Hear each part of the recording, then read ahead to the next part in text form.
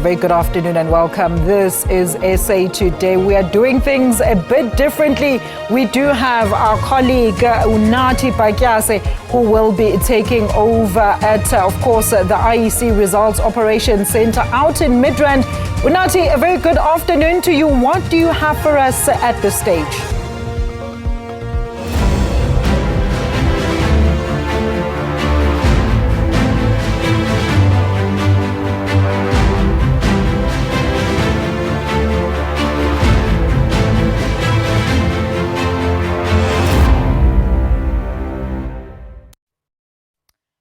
The Umkhonto is...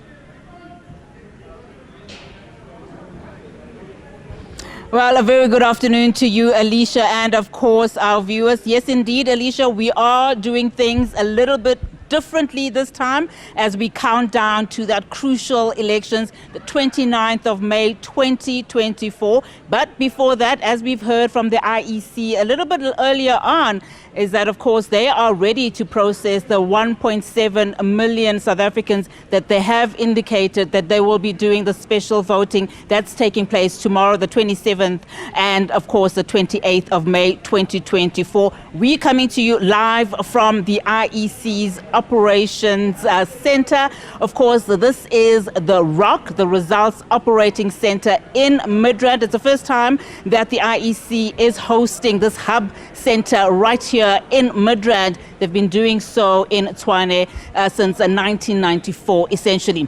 But what we are doing right here at The Rock is that the SABC will be broadcasting live from here. As of today, of course, we've seen our earlier programs in the morning taking you through the various parts of this particular center. I'm standing at the broadcasting facility where we will be coming to you live, speaking to various political analysts, as well as crossing live to our reporters on the ground, especially this weekend as as political parties, as Alicia has indicated, they are ramping up the electioneering as they are closing off their campaigns this weekend. I'm standing in front of the smart board. Essentially, what we'll be doing is just taking you through the various statistics around the various political parties that are in this election. We know we've got about 70 political parties and 52 of them or so vying for the national ballot. And we've got 3 ballots, of course, this election. But let me take you through to what you're seeing on the screen. We will be able to, for instance, just give you an analysis on how South Africans will be voting this particular year. So we'll give you a national picture in terms of turnout. What you're seeing currently now is from the 2019 national and provincial elections. So I would be able then to click anywhere, like I'm clicking now on the Northern Cape. It will then be able, in real time, be able to give us, in terms of the numbers that you are seeing there, 64% at that particular moment in the Northern Cape. Of course, we are taking our feed live from the IEC. So some of these numbers that you will be seeing from the time that the IEC starts counting those ballots. These are some of the numbers you'll be able to see, and we'll obviously unpack just some of those statistics that we are taking you through. One of the other features that we can show you here is, for instance, if we look at the top 3 political parties at the moment in the country. This picture is very likely to change, as you've been hearing from various political parties and some polling that has been taking place around, the country leading up to this election. In 2019, of course, you see there the ANC coming in at 57%, the DA 21%, and the EFF at 11%. Of course, this picture will change. We are getting projections that, of course, this is one of the toughest elections for the ruling party. For instance, some polling station pitting them at just under 50%. In fact, some have indicated that that number could be less than 50%, anything between 40 to 45%. But I will be joined in studio by our political analyst, Professor Susan Booysen, and we'll be unpacking various issues as we lead up to that election. In fact, I'm going to start walking now to meet her, who Professor Booysen, of course, is waiting for me in studio.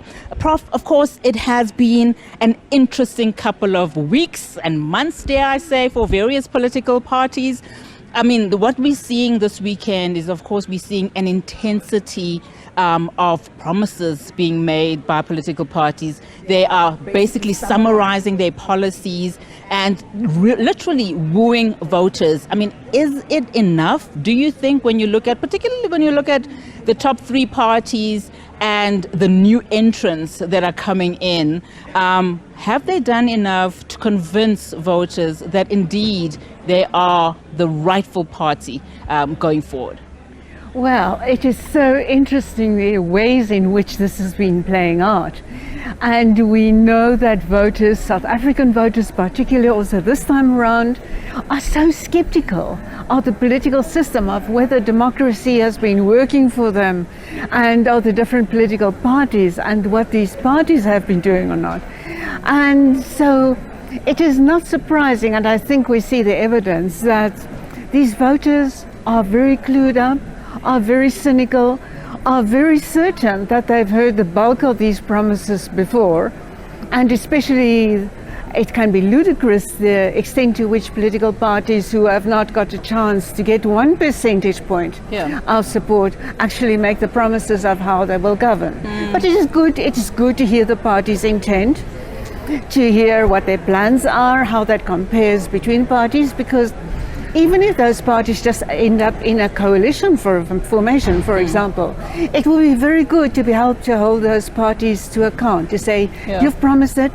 Have you actually made sure that this voice that we have given you, the voters given you, is actually coming through in your negotiations with other parties? Just one of the ways in which this can really count. You would have heard, Prof, earlier on, I was making an example about, the ruling party and how this particular election is one of its toughest, given just the projections. Do you think that the opposition parties, in fact, have capitalized on just some of the polling that we are hearing as it's pitted against the ANC to say that it will drop well below the 45%, some indicating even as low as 40%? Do you think opposition parties have then done enough to make sure that vote, or at least, South Africans vote for them? Because we're not really seeing the DA numbers or even the EFF numbers drastically improving, just from some of the surveys that we are seeing leading up to this election. Fascinating part about South African politics, party politics and opposition party politics, is that there is not just one singular direction that is shaping up. Opposition will come in various blocks, like we have that block roughly around the DA, the multi-party charter, and then possibly a block around MK and a few satellite parties, micro parties associating with a party like the MK, totally different direction from the DA.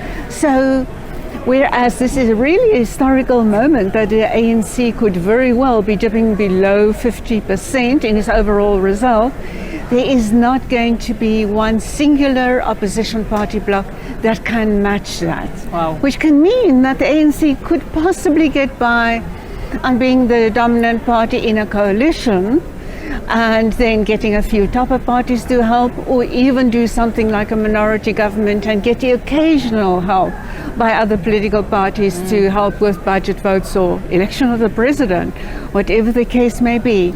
I want you then, Prof, just on that point of, coalitions.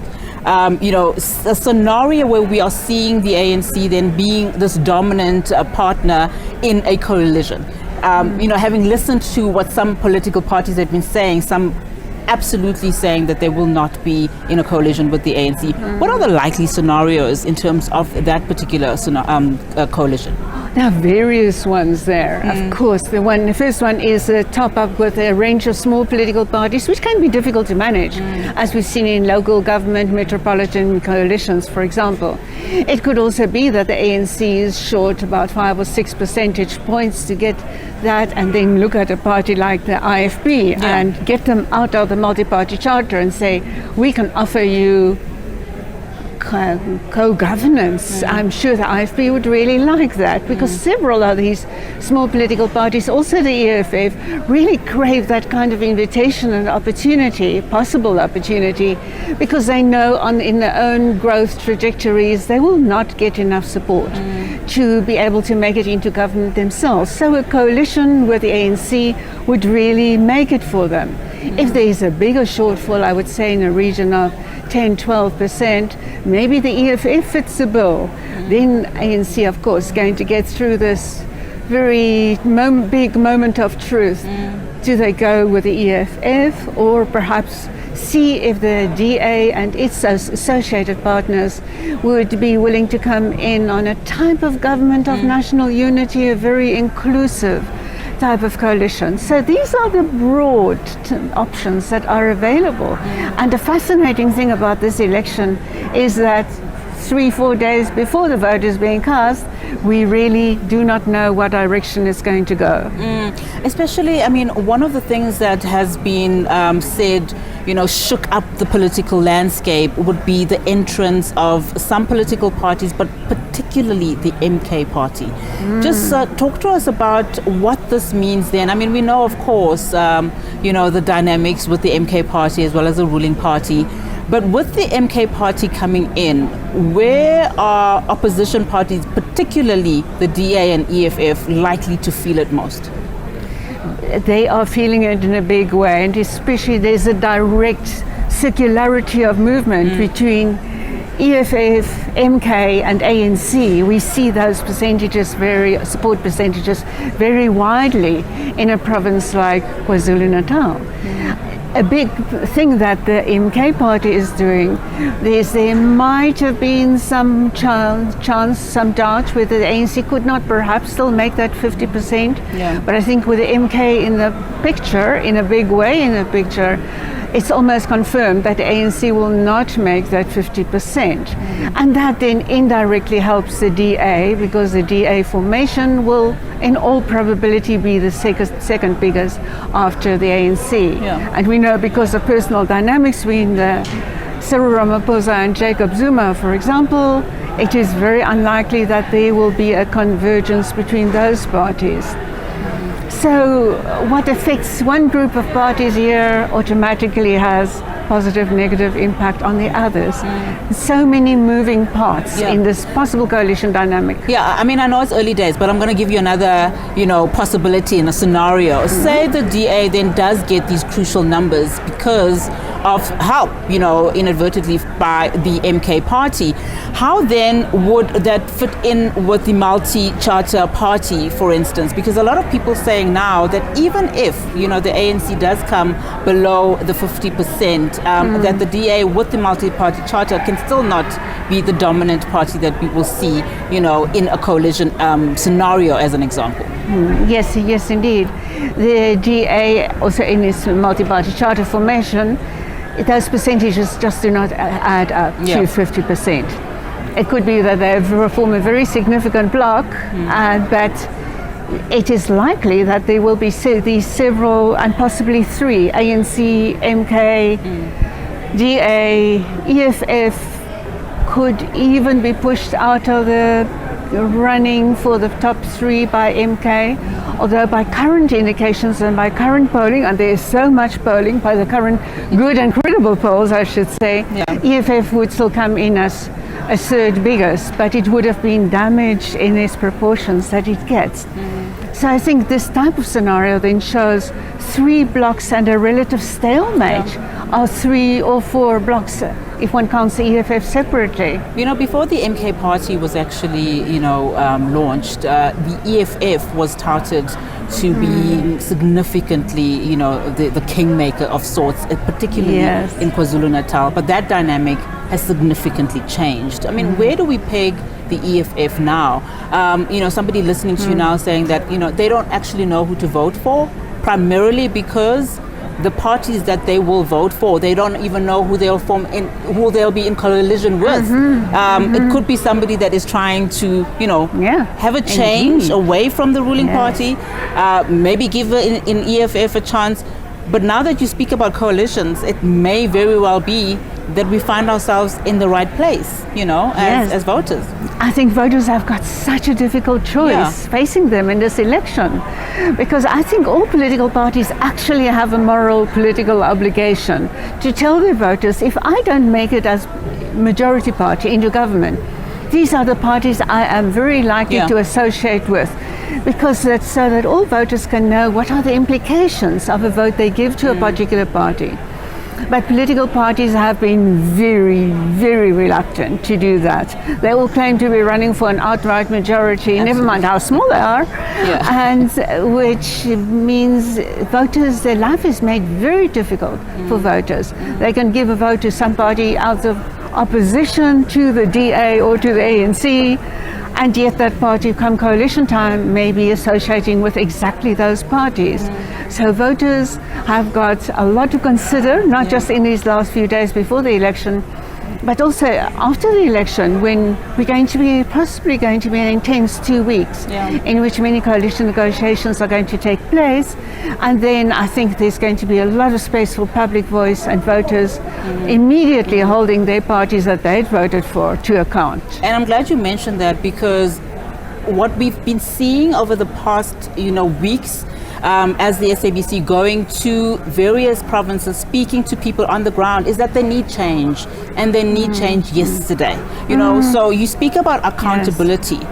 Where then does the electorate, as a civic duty, take back power and hold political parties to account? Yes, that is such a vexed issue. It goes to the heart of our politics. That accountability, not just of the executive to parliament, but the whole parliament to the electorate out there. And that is one of the criticisms in South Africa to South Africa's electoral system. And then how that also may be still be changing in future. Just to get accountability, but just having constituencies, of course, is not an answer to getting accountability, but that's a sense of public voice, not just expressing it in broad public forums and in the media, conventional media, social media, but also almost forcing political parties to say, what are the forums where you are going to come back to us and keep us updated as to how are you negotiating, what are the deals you are striking, and putting pressure on all the political parties to say these are the coalition agreements that we have reached, that the voters can be sure any coalition agreement is not just about personal pockets and brown envelopes and positions, but that it is actually about those election promises and points in their manifesto. And so that voters can say, yes, this coalition works for me, or immediately tell their parties, this does not work, get out of it. How then does, the manifestos, how important then do they become now? Because we have seen some very good manifestos, some may not likely, come to fruition in this particular period of time, probably a little bit later on, just given the economic situation in this country. But how do political parties, particularly those that have said, for instance, that we guarantee you one employed person per household, make sure that their manifestos then translate to what they are promising? Because at the moment the realities in this country are facing us, and those are, I think, the top three: unemployment being one of the biggest one, the issue with our energy crisis being another one, and the economy just not growing. And it's going to be so important that political parties at this stage actually, when they get to that point of coalition negotiations, that they pull out those promises, because compromises are going to be made.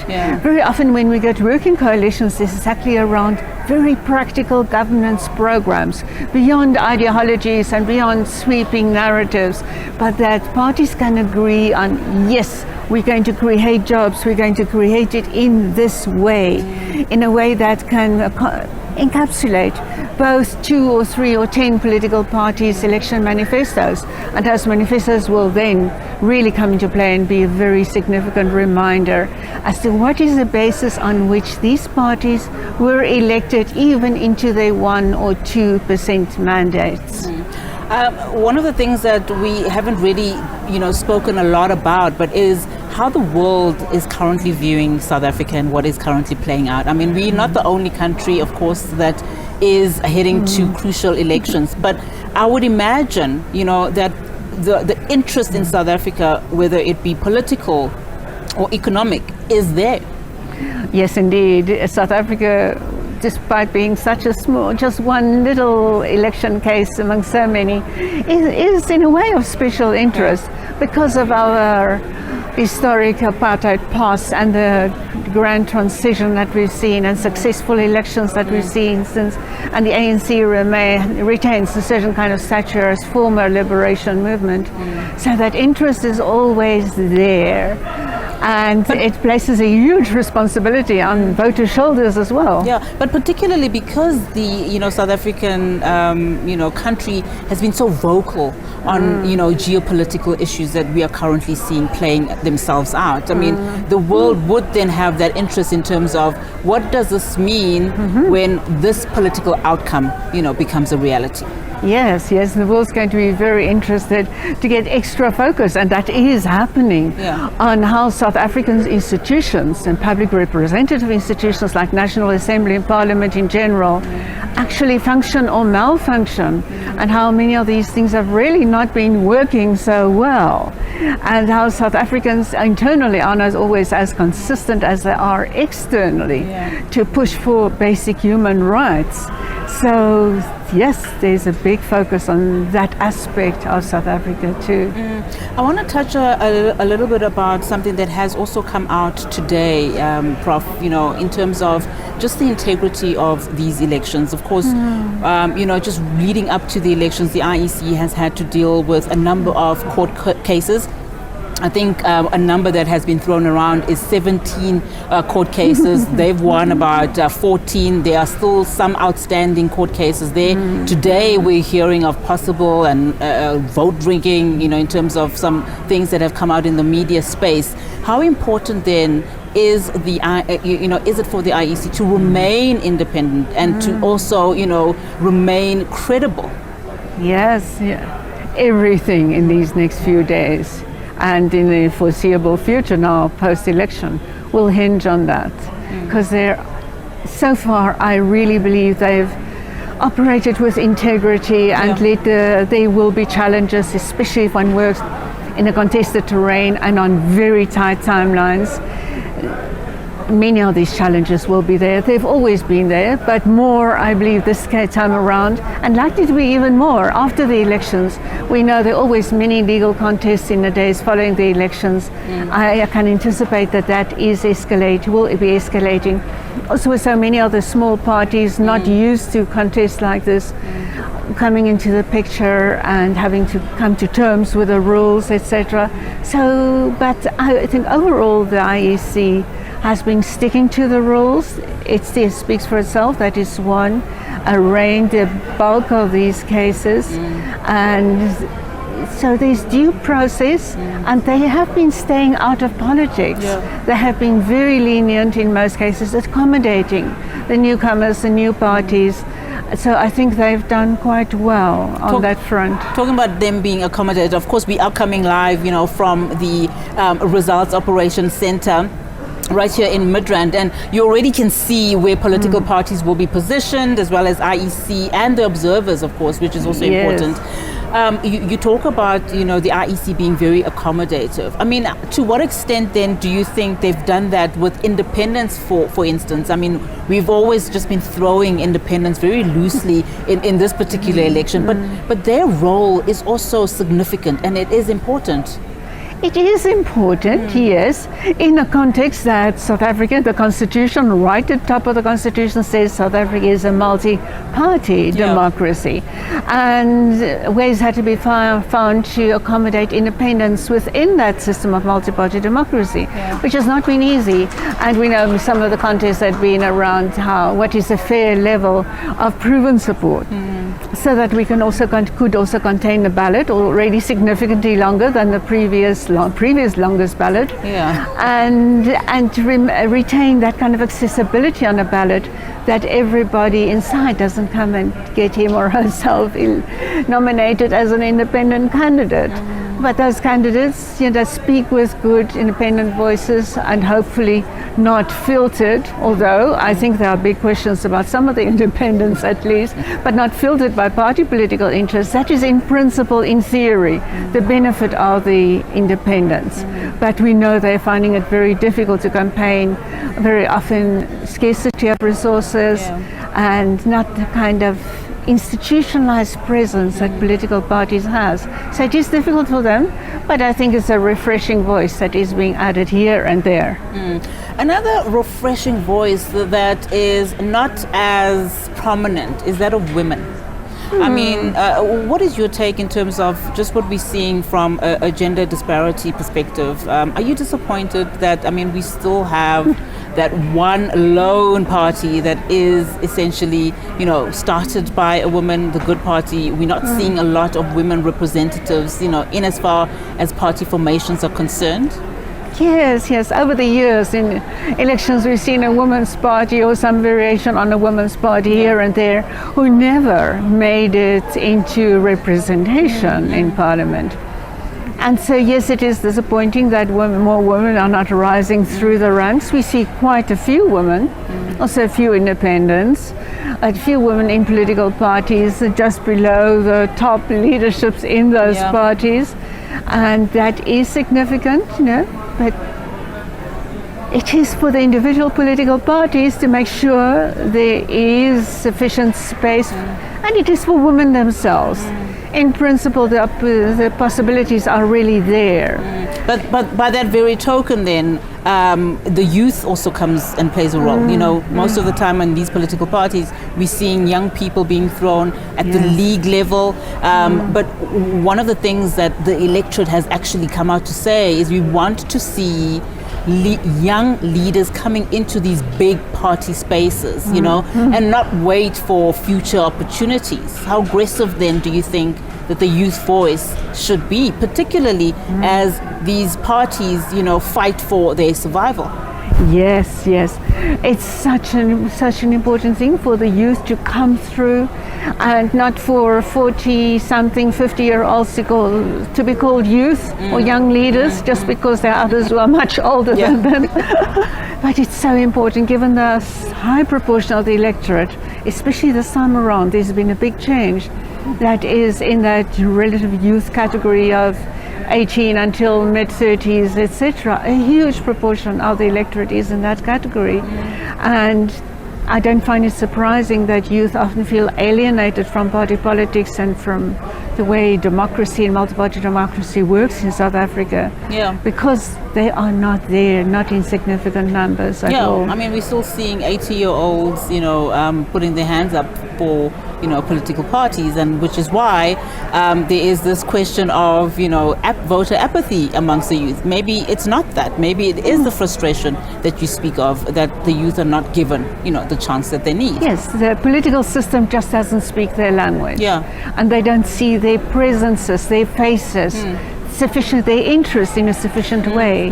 We could talk about all of these dynamics that face various political parties, and particularly, South Africans as they decide who to vote for. But Prof, thank you so much for your analysis and your time.